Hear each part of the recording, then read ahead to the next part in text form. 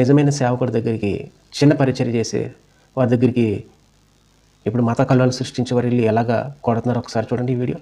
చూసారా? దేవుని పరిచర్య చేసే నిజమైన సేవకుల దగ్గరికి వెళ్ళొచ్చి కొడతారు. పరిచర్య చేయదంట. పెద్ద పెద్ద దొంగల దగ్గరికి వీరు వెళ్ళరు.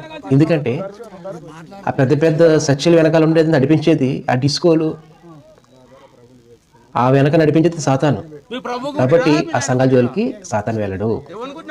ఎవరైతే కడుపు మార్చుకుని, ఎవరైతే కష్టాలు ఓర్చుకుని, సమస్యలు ఓర్చుకుని, ఆర్థిక ఇబ్బందులైనా, కనీసం రూమ్ రెంట్లు కట్టకపోయినా, పిల్లలకి స్కూల్ ఫీజులు కట్టకపోయినా, కనీసం తినడానికి పెట్టడం లేకపోయినా దేవుని పరిచర్య చేసే సేవకులను వెంటాడివాడే సైతాను. కాబట్టి సాతాను నేరుగా ఏం చేయడు. కాబట్టి ఈ మత విద్వేషాలు రెచ్చగొట్టే వారిని పురుకొల్పి వారి యొక్క పరిచర్యను పాడు చేయాలనుకుంటాడు. కానీ వారు పరిచర్య ఆపరు. వారి శ్రమలు వచ్చినా కొలది, ఇబ్బందులు వచ్చినా కొలది, కష్టాలు ఏదో వచ్చినా కొలది దేవుని కోసం నిలబడతారు. ఎందుకంటే వారి వెనక ఉన్నది పరిశుద్ధాత్మ దేవుడు. మరి పబ్బుల్లో ఉండేది దేవుడు కాదు. ఆ లైట్లు, ఆ పొగలు, ఈ డిస్కో, ఈ డ్యాన్స్లో వీటి వెనకాల సాతాను ఉన్నాడు. కాబట్టి నీవు పెద్ద పెద్ద సంఘాలకి వెళ్తానని ఆలోచన చేయకు. చాలామంది ఇంకా భయంకరమైన పరిస్థితి ఏమిటంటే, మనం కానుకలు కూడా ఈ పెద్దవాళ్ళకి ఇస్తాం, చిన్నవాళ్ళకి ఇవ్వం. చిన్నవాళ్ళంటే నీకు లోకమే.